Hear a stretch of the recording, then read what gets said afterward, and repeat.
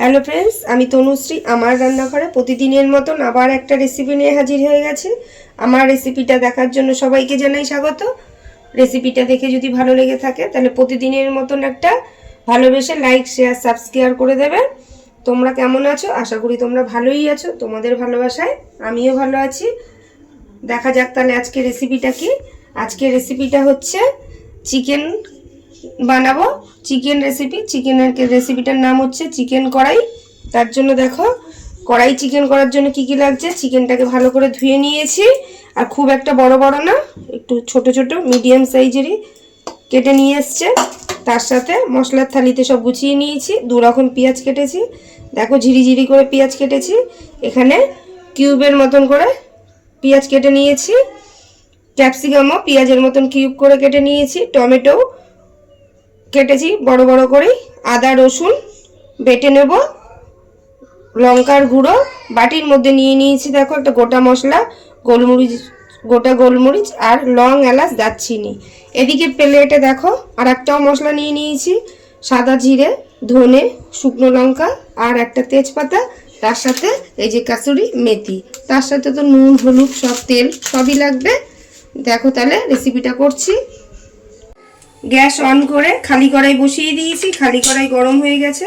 কড়াইয়ের মধ্যে আগে আমি এই যে গোটা মশলাগুলো ভেজে নেব। জিরে, ধনে, শুকনো লঙ্কা, তার সাথে একটা তেজপাতা নেড়ে ছেড়ে হালকা করে ভেজে নেব।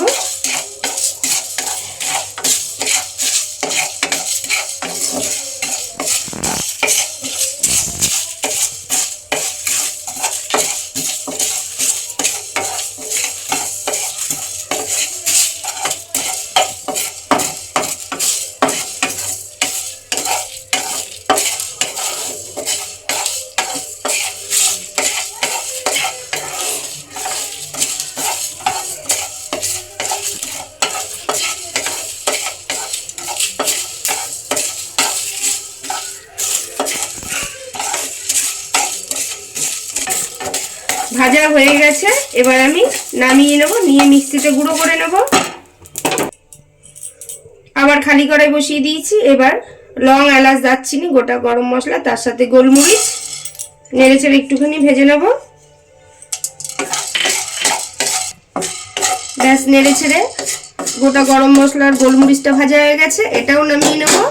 এটাকেও মিক্সিতে গুঁড়ো করে নেব আলাদাভাবে। খালি কড়াই বসিয়ে দিয়েছি। কড়াইতে দিয়ে দেবো সরষের তেল। আজকে রেসিপিটা পুরোপুরি করবো সরষের তেলে। মাংসর মধ্যে একটুখানি হলুদ দিয়ে দেবো আর একটু নুন দিয়ে মাংসটাকে মেখে নেব। তেল গরম হয়ে গেছে। তেলের মধ্যে নুন, হলুদ মাখানো মাংসটা ভেজে নেব।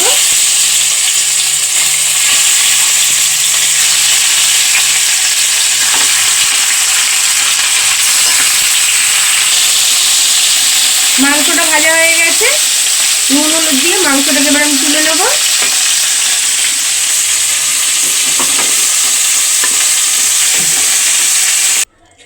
কড়াইতে তেল দিয়ে দিয়েছি। আবার তেল গরম হয়ে গেছে। এবার কিউব করা পেঁয়াজগুলো দিয়ে দেবো। তার সাথে ক্যাপসিকামটাও দিয়ে দেবো।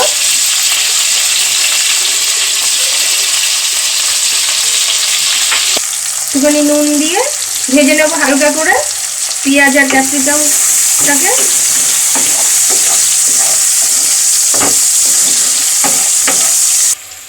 ক্যাপসিকাম আর পেঁয়াজটা ভাজা হয়ে গেছে। এবার আমি তুলে নেব। গরম তেলের মধ্যে দিয়ে দেবো কুচানো পেঁয়াজ।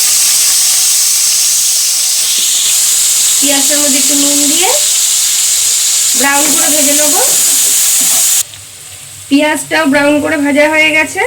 এবার মিক্সিতে আদা রসুন পেস্ট করে রেখেছি, এটাকেও দিয়ে দেবো। আদা রসুনটাকেও নেড়ে চেড়ে একটুখানি পেঁয়াজের সাথে ভেজে নেব।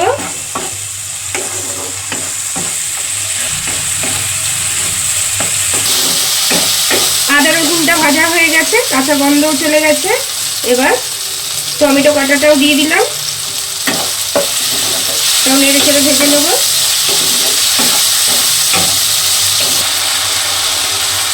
ভাজতে ভাজতে লঙ্কার গুঁড়ো মশলাও দিয়ে দিলাম, তার সাথে হলুদ 1 চামচ দিয়ে দিলাম। নেড়ে ছেড়ে মশলাটাকে একসাথে কষিয়ে নিলাম। বেশ কিছুক্ষণ ধরেই কষাতে হবে।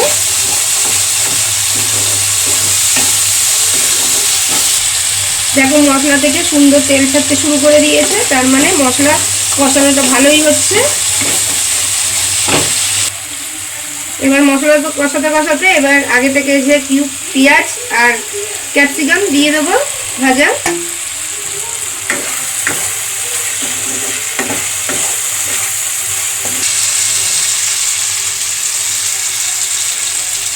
কষানো হয়েই এসছে প্রায়। দেখো এবার আমি যে গুঁড়ো করে রেখেছিলাম ভাজা মশলাটা, এই ভাজা মশলাটা হচ্ছে জিরে, ধনে, শুকনো লঙ্কা আর তেজপাতা খালি কড়াইতে ভেজেছি, মিক্সিতে গুঁড়ো করে এই মশলাটাও দিয়ে দেবো। মশলাটাকে এবার ভালো করে এর সাথে কষিয়ে নেব। দারুণ লাগে এরকম ভাজা মশলা দিয়ে। কোনোদিনকার মাংস করে খেয়ে দেখবেন, আশা করি খুবই ভালো লাগবে।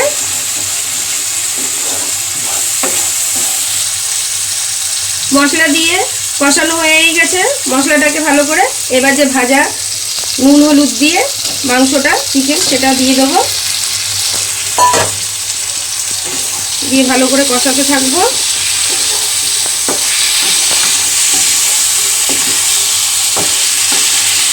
এদিকে গ্যাসে আমি অন্যদিকে বসিয়ে দিয়েছি, গ্যাসটা অন করে একটুখানি জল, উষ্ণ গরম জল করে দেবো।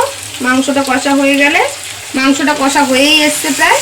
দেখো তেল ছাড়তে পুরো শুরু করে দিয়েছে, খুব সুন্দর একটা কালারও চলে এসছে।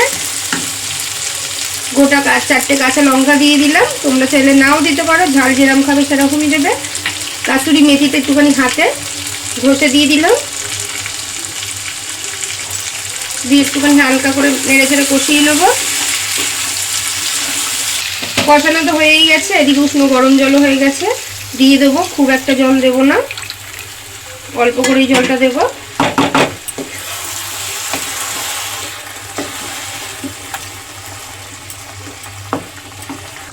পরিমাণ মতন জল দিয়ে দিয়েছি, এবার স্বাদ মতন নুন দিয়ে দেবো। দেখতেই পেলে তোমরা আমি প্রত্যেকবারই সব কিছু ভাজার সময় যে সময় নুন দিয়েছিলাম, তাই এই লাস্ট স্বাদ মতো নুন দিয়ে দিলাম।